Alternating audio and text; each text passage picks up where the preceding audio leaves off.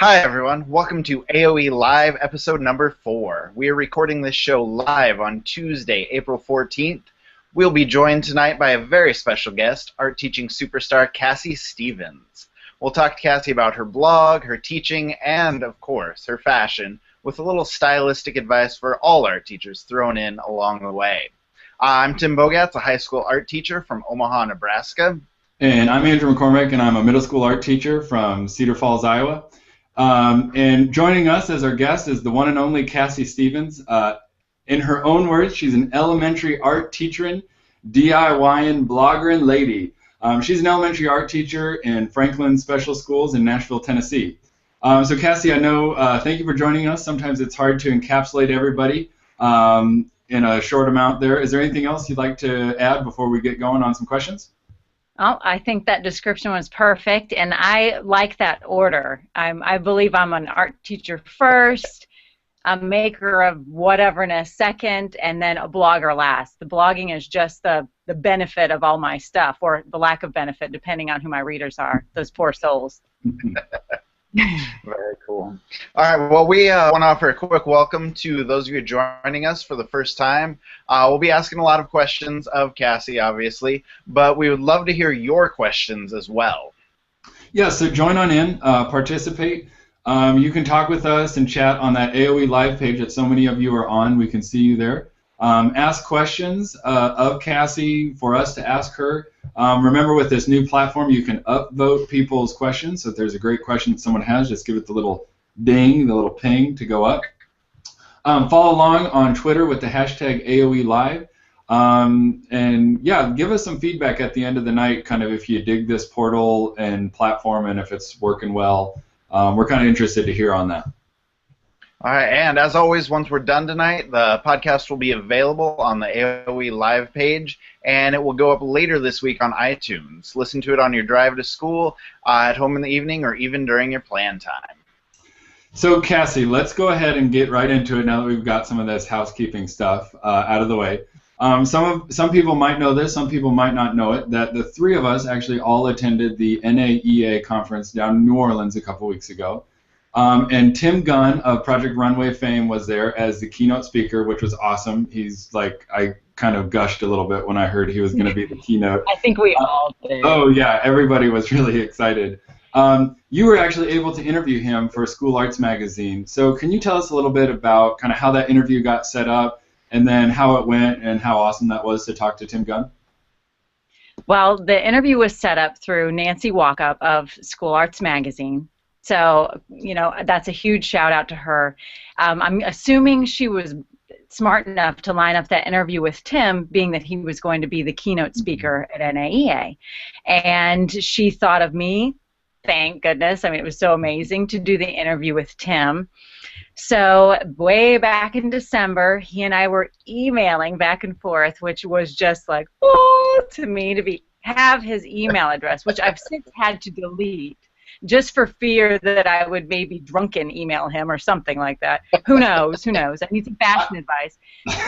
And then I set up a phone date. So I took a half day from school, and we sat in my sewing room, which is where you guys are right now, and I recorded his conversation so that I could really enjoy it and not have to sit and take notes and look at my notes for questions. So super chatty guy, really easygoing. I mean, everything that you guys saw at the NAEA, that interview platform, it was just like that. I mean, it was like talking with an old friend. Of course, I was like shaking for the rest of the day, a nervous wreck for the rest of the day, but it was a phenomenal experience. So that's how that all came to be. I gotta say, that might be the coolest half-day write-up for a substitute ever. Like when you drop that off to your principal, it's like, I'm talking to the one and only Tim Gunn. Thank you very much. That's pretty awesome. But I did take his number off my phone for fear I would like butt dial him or something like that. I don't want to be known as the butt dialing interviewer. You know what I'm saying? So yeah, it was pretty phenomenal. We're kind of assuming that everyone joining us tonight kind of knows a little bit about you and your claim to fame and your fashion sense. Because I'll be honest, they're not joining to see Tim and I. They want to see you. They want to see you. All 5 people that have joined us. No, I'm just kidding. So just in case there are some people out there who kind of aren't familiar with your own fashion sense and kind of what you do, you want to kind of let people in on your fashion sense? That all depends on who you ask what my fashion sense is. I get the word crazy a lot. For me, if I were going to talk about it, I mean, my fashion sense is kind of based on what I'm teaching. So for today, for example, I mean, I think you can guess what we were doing today. We had a visiting artist today who's a street painter, which is a chalk artist. And for the last 2 days, she's been doing chalk designs. And my students today, my second grade students, all had their opportunity to try their hand at chalk art. We were supposed to do it outside. It was a street painting event, but it's been raining all week.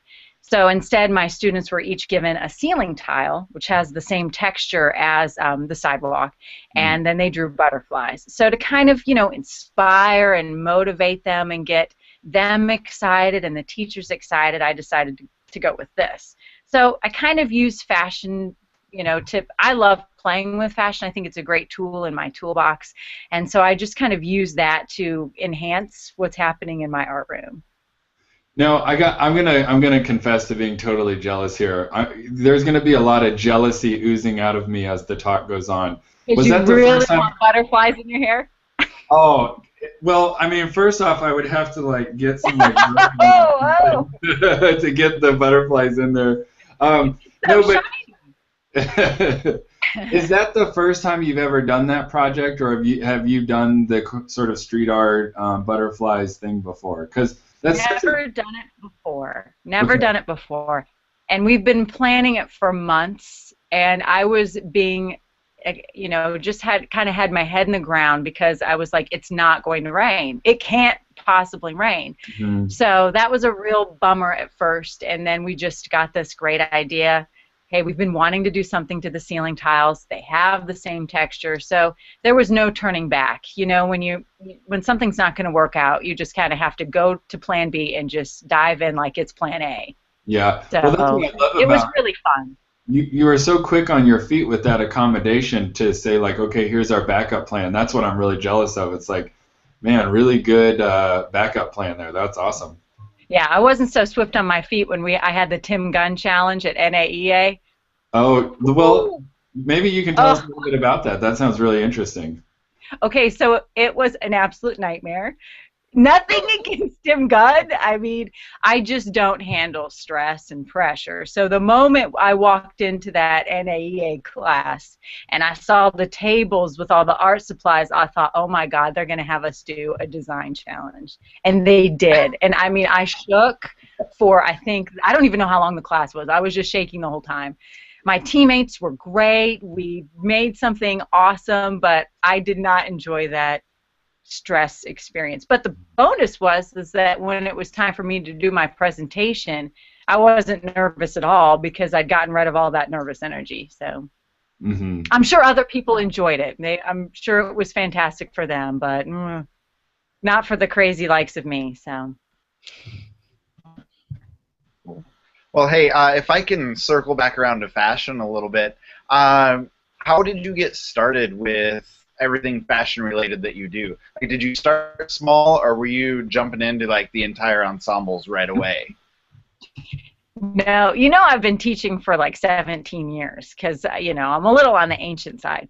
I'm probably way too old to be dressing like a crazy person, but that's okay. So when I first started teaching, I thought I should look really professional, so there were a lot of jean jumpers in my closet, I'm ashamed to say, and a lot of khaki pants. Pardon me if you dudes are wearing khakis right now. No? I'm guilty. I have about 3 different outfits, and they all involve khakis, so sorry. Oh, sorry. I'll bedazzle them for you. How does that sound? Oh, I'm going to take you up on that. That sounds great. Oh, I do have a bedazzler, so don't tempt me. So I kind of tiptoed into it. You know, I started out with maybe some earrings that kind of went with what I was teaching, or a necklace, and I noticed that the kids really responded to it.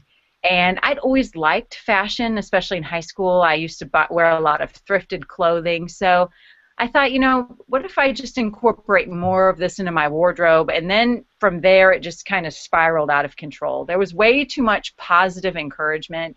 People probably shouldn't compliment me because they don't realize they're not being nice. They're actually encouraging bad behavior on my part. So that's how it started. It's taken me 17 years to get to this point of sticking butterflies in my hair, but that's how it started. It works.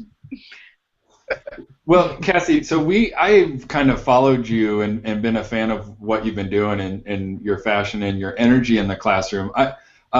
For a couple years now, and meeting you at NAEA was the first time I'd ever met you, and I kind of felt like we were old friends, and I ran up to you and was like, oh my gosh. And in the span of trying to talk to you for about 5 minutes, I would say that I was probably interrupted and like shushed aside probably 5 different times by people like, get out of here, you loser, I gotta take a picture with Cassie. Let me get a picture with like, this famous lady. So I want to ask kind of what your reaction to that is, because I know, when you're out and about, especially at these conferences and with fellow art teachers, there's this sort of like recognition and fame that goes along with that. Do you love it? You like it? Is it kind of annoying, or you love it? I bet you love it. Oh, I totally love it. Oh my gosh.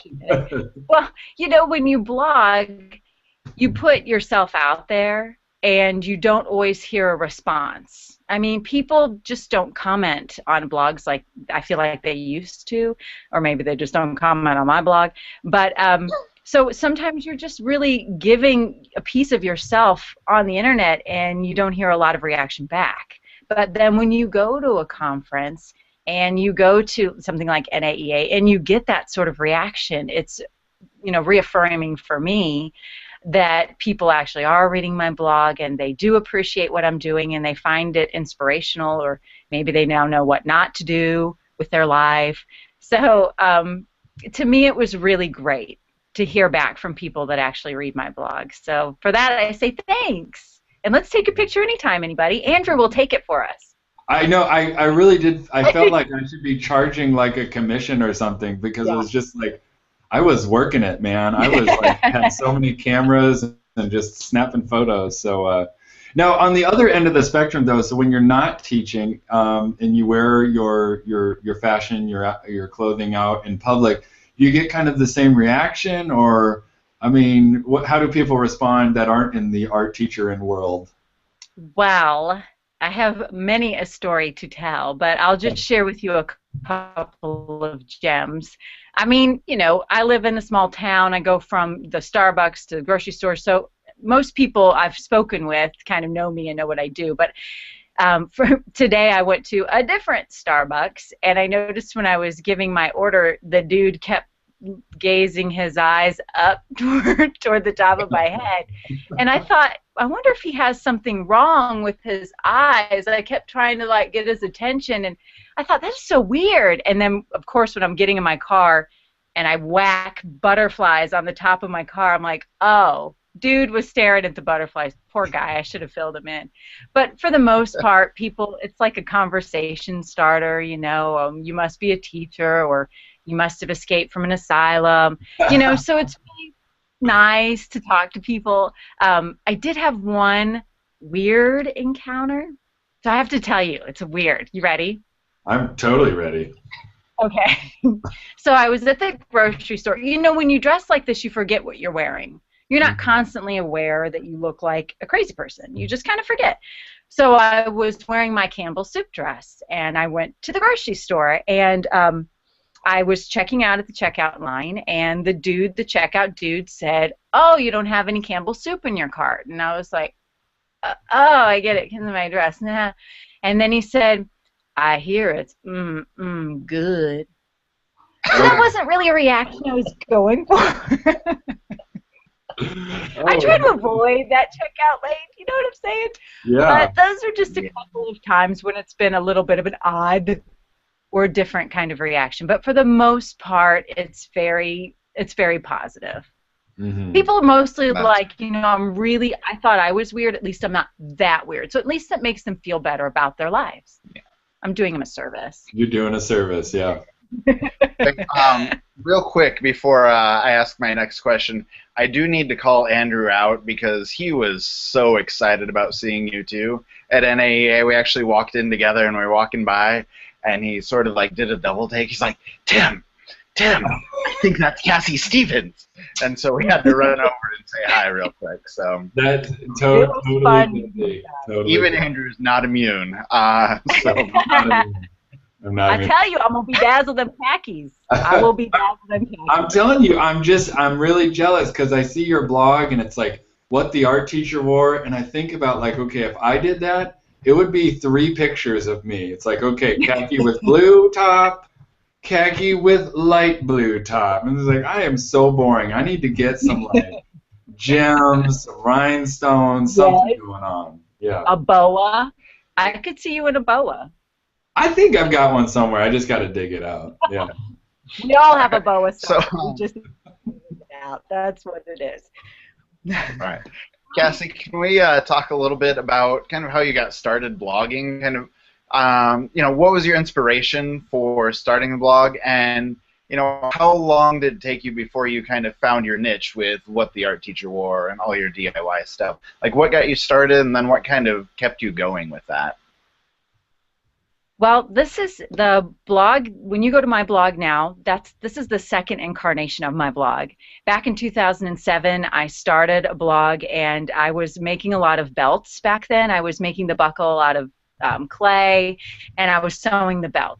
So I was selling them on Etsy, or attempting to, and a lot of people suggested having a blog to kind of sell your wares. So I started it. The blog had absolutely no direction. It was just like one random thought, and then here's something I ate, and hey, I went on vacation.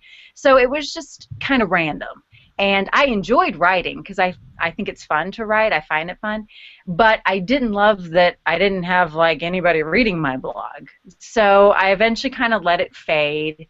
And then about 3 years ago, a parent said to me, there's blogs where people put pictures up of clothing they wear and you dress really crazy. You should totally do that. So I'm actually a big fan of those kind of fashion blogs. So I thought, well, sure, I'll do that, and maybe every week I'll do that, and I'll put up something I make and something I do in my classroom.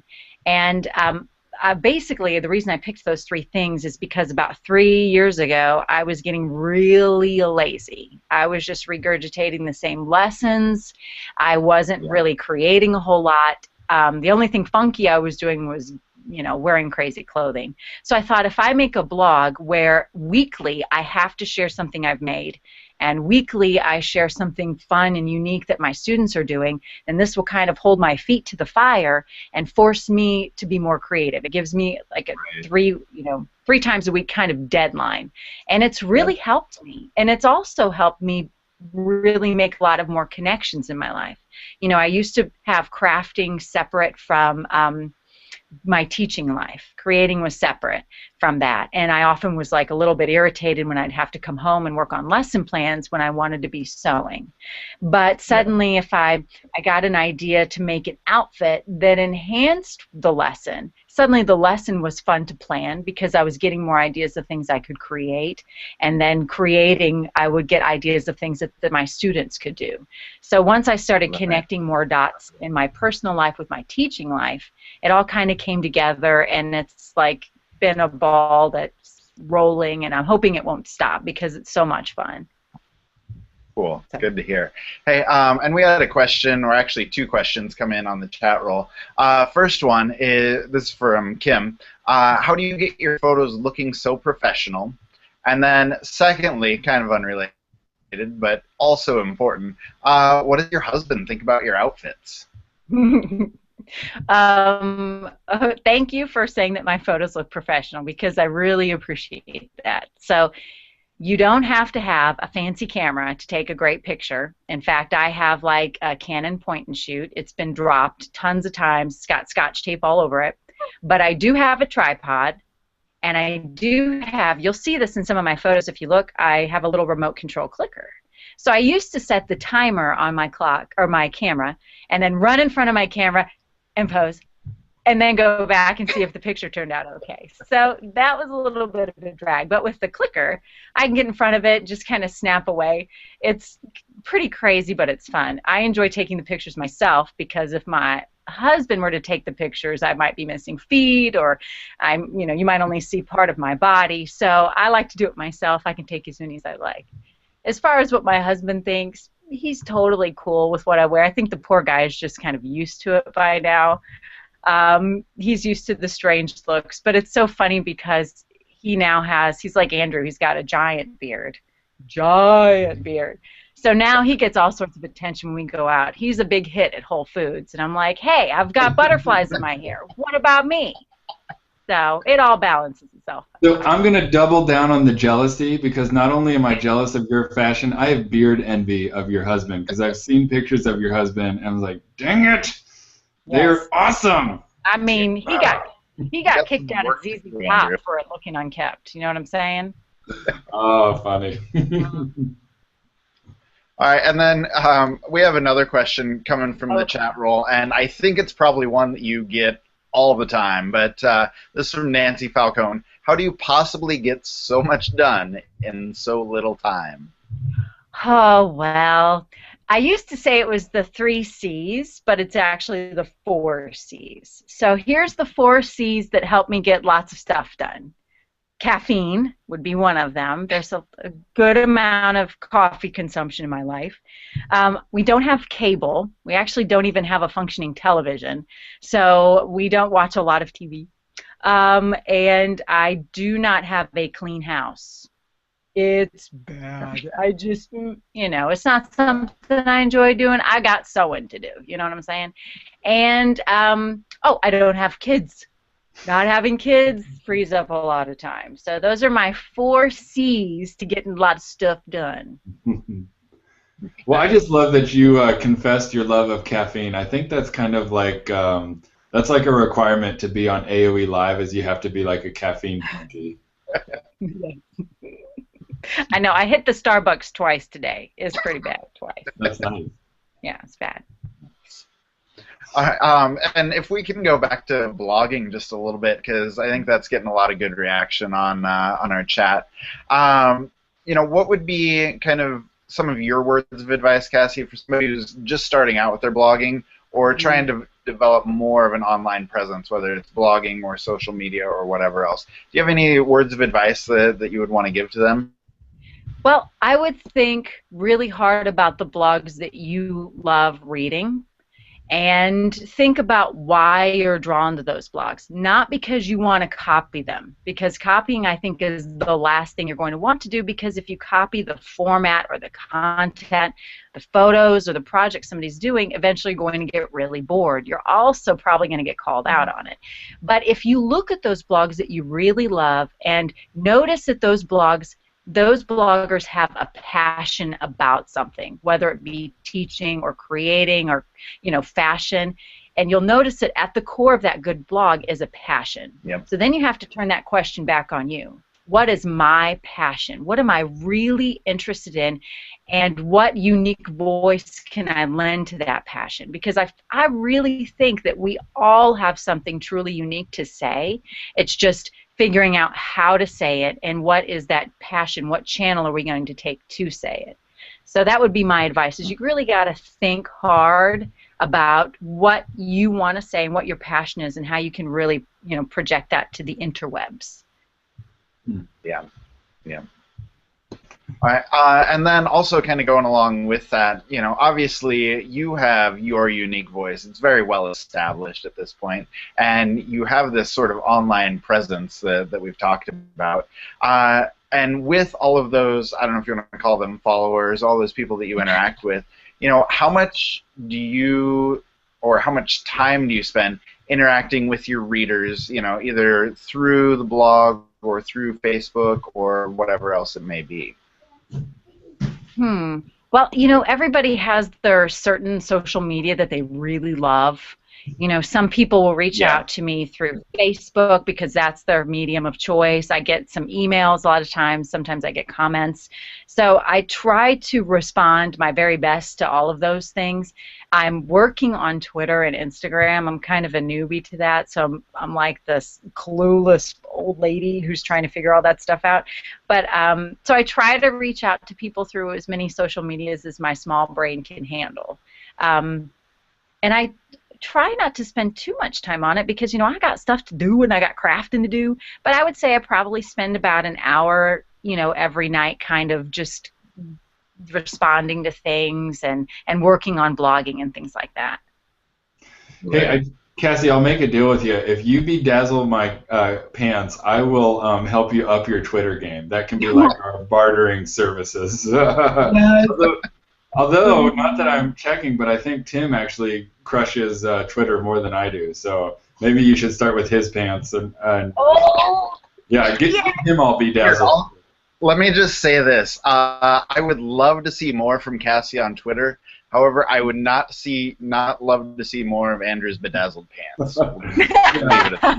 I don't think anyone's ready for that. The world's just not ready. I think that's jealousy talking. I really do. I think that's jealousy.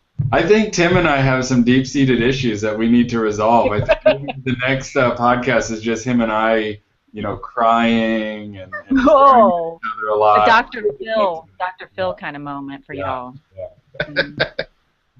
Okay. Hey, and then Cassie, just another one. We always hear from all of these different art teachers, about how much you were kind of an inspiration to them. But I kind of want to turn that back toward you and hear from you about that too. Who are your inspirations, and I guess which art teachers do you kind of admire, and what do you admire about them? Well, there's several blogs that I love to follow, and of course there's just so many great art blogs out there and amazing art teachers out there who don't have time to blog, but I can follow on Instagram. Some great blogs that I follow and I get a lot of inspiration from. Don Massey of Shine Bright Zamorano. I think he's amazing because for me, his unique voice is that he has this ability to tie in contemporary artists, which I never really considered doing till following his blog. So I love following his blog for that reason. I think Nick of Mini Matisse is really good at always having some fresh and original idea to share, and I'm always surprised at things she's come up with, which is fun. I love Phil of There's a Dragon in My Art Room because she taught for 35 years, and you can't beat that kind of experience. She gave a great presentation at NAEA that was just 35 years of here's some great information. Laura of Painted Paper, who I know was just interviewed on AOE, is also phenomenal. I would love to just sit in her room and just see how she does what she does. And Hope Knight of Smartest Artist is another great blog. I mean, there's just so many great art ed blogs out there that and people to learn from. It's incredible. Very cool. No. And then you had mentioned earlier, about how you use some of your outfits, some of your fashion designs to enhance instruction, when you're teaching. Do you feel like they help kids kind of make connections? And kind of on a related note, when they're making those connections, do you ever find that kids sort of take on your style or try and do a little bit more fashion-wise when they're coming to the art room?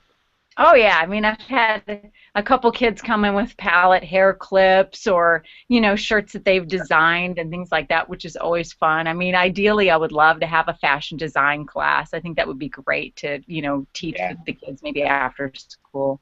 I do feel like it enhances the lesson and that they take away from it because oftentimes, when we're talking about like Kandinsky, they'll remember the dresses I made to tie in with Kandinsky, and they'll notice things on what I'm wearing to tie into what we're teaching, or they think it's really cool if what I'm projecting on my television in my Prezi, suddenly they'll realize, oh my gosh, you're wearing that same painting. So even though I told them 5 minutes earlier, but so.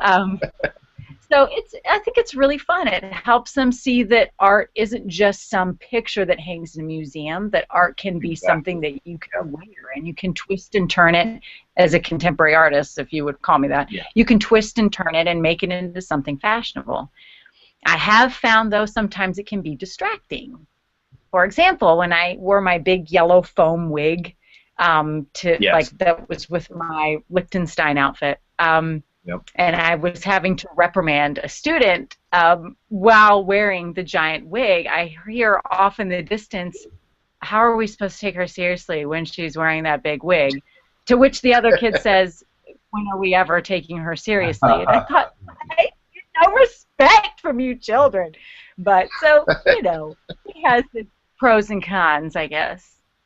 But I think, and sometimes I think that too, but I think that kids have an interesting way of showing respect, and that notion of like jokey, but yet they still really deep down respect you. I think, respect doesn't always look sort of like rank and file. The fact that they can kind of joke and kid with you, I actually think shows a deep trust and rapport and connection.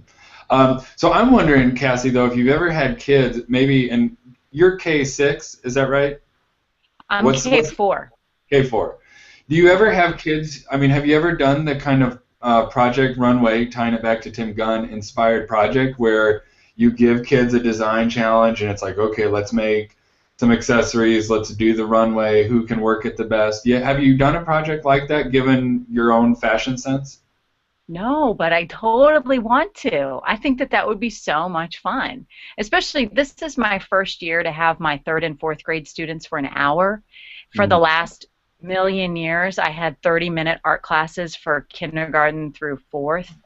So now I've got a little bit more time with my older students. So I definitely would love to try something like that out. And I'm totally going to empathize with my students who have the panic attack like I did and absolutely don't respond like I didn't do. So I think it'll be fun, but I'll totally relate to those stressed out kids. Yeah. Well, Cassie, I want to ask you a quick question from the chat roll. There's a really interesting one that I kind of wonder about too, and then I think maybe we'll ask you some kind of parting questions here. Is there ever a day where the great Cassie Stephens ever feels like kind of phoning it in and wearing sweatpants and like an old grungy like tank top and just not doing it, or are you just 24/7, 365 awesomeness? That's hilarious. Okay, so I have many a day when I want to phone it in, and the thing that helps me get out of that morning funk is to just like close my eyes, go in my closet, which is not that big, but it's really crowded, and just grab 1 or 2 or 3 things, and then come out and then see what I've got, and then either make that work or grab something else. And usually that kind of like goofy, let's just throw stuff togetherness usually gets me excited about the school day and kind of gets my creative juices flowing. So that usually snaps me out of it. But y'all, on the weekends, it's nothing but sweatpants. It ain't pretty. It ain't pretty. Well, it's funny. I would do the same thing in my closet and just randomly grab some things, and it would be indiscernible from one day to the next. Khaki and brown, khaki and blue. That's not going to inspire me, but that's great to hear that you're a normal person on the weekends and do the sweatpants and the grungy stuff. Okay, and then Cassie, our next question that's kind of blowing up the chat roll right now. Do you do aprons? And if you don't do aprons, how do you keep yourself clean? How do you not get art stuff all over everything that you create and everything that you wear? Well, I do wear an apron. In fact, I think it was last summer, I had an apron sew-along on my blog, so with video tutorials. So if you want to learn how to sew a simple reversible apron, you can just kind of, look through my blog. But yes, I wear an apron for the most part. I also have cat-like reflexes. I'm like a ninja. I can jump out of the way of paint. I'm usually pretty good. There's only a couple times I get hit with shrapnel, art room shrapnel. So I think it's my aprons and my cat-like reflexes. All right, fair enough. All right, so I think that's going to end our official questions for you. Okay. But before we let you go, we have all of our guests do the lightning round. So quick questions, quick answers. We've got some lightning round questions for you. I'm ready. So number 1, your favorite artist to teach, and or this may be the same or different, your favorite artist personally. Oh, I have to answer this quickly? That's so hard. Lightning round. I'm just going to say Andy Warhol. He's one of my faves. I don't know that Okay. he was my fave to teach, but that was an artist as a high schooler that inspired me. So I'm going to go with that dude for now. All right, and I have the next one. I think I know the answer. I'm going to have some psychic abilities here. It's a two-parter. Okay. Cats or dogs? Okay. Cats or dogs? Yeah. And then Elvis or Beatles? Elvis. I'm And from it- Tennessee. And it's a cat. You're a cat Elvis, right?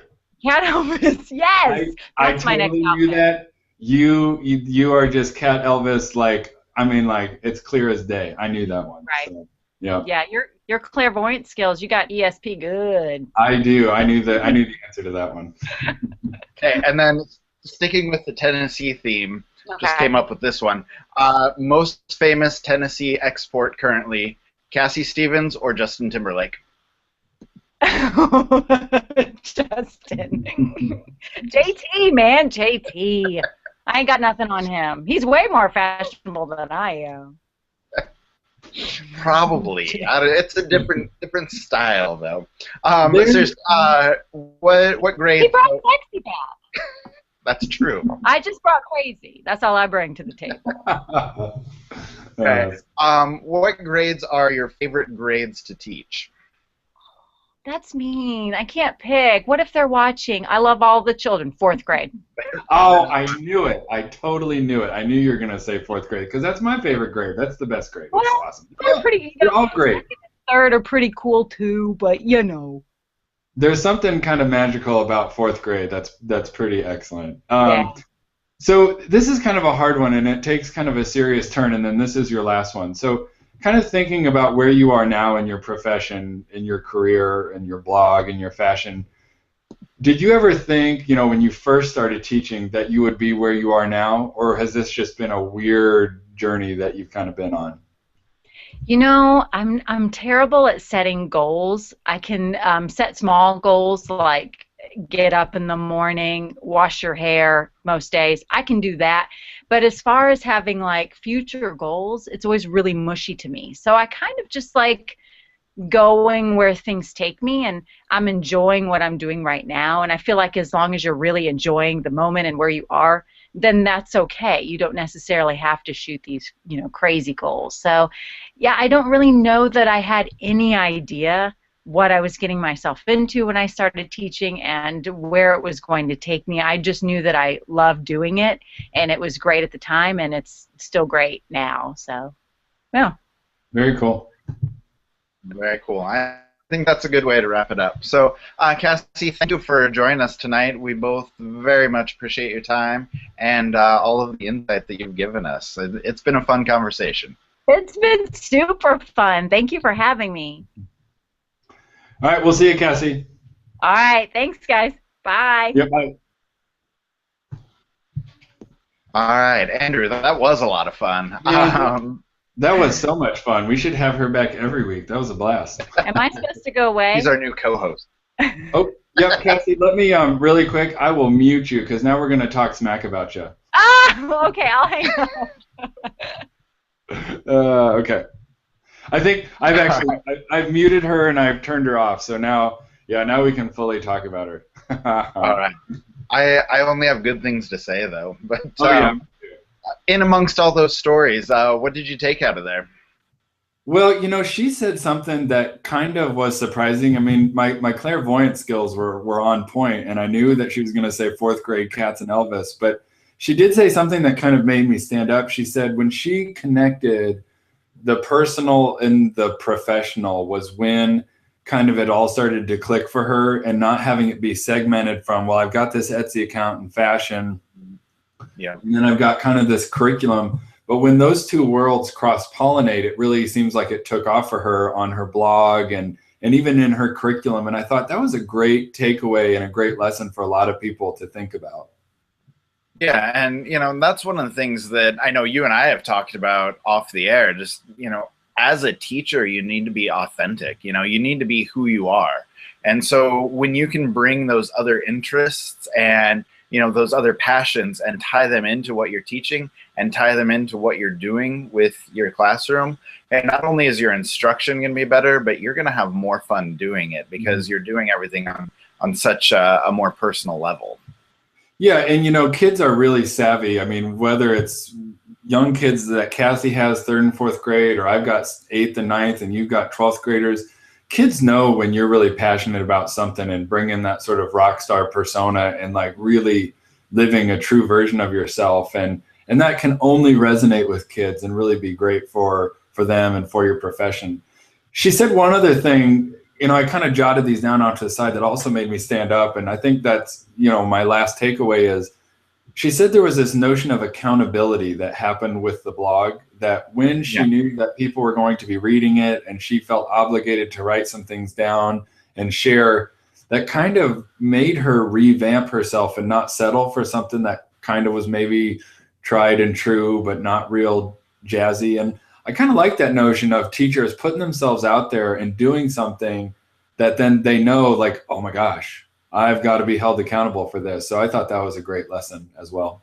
Yeah, I think so. And I think that was, one of the best pieces of advice that she gave is, no matter where you are, in your teaching journey, your blogging journey, whatever it may be, stay true to who you are. You have a specific voice and you have something to say.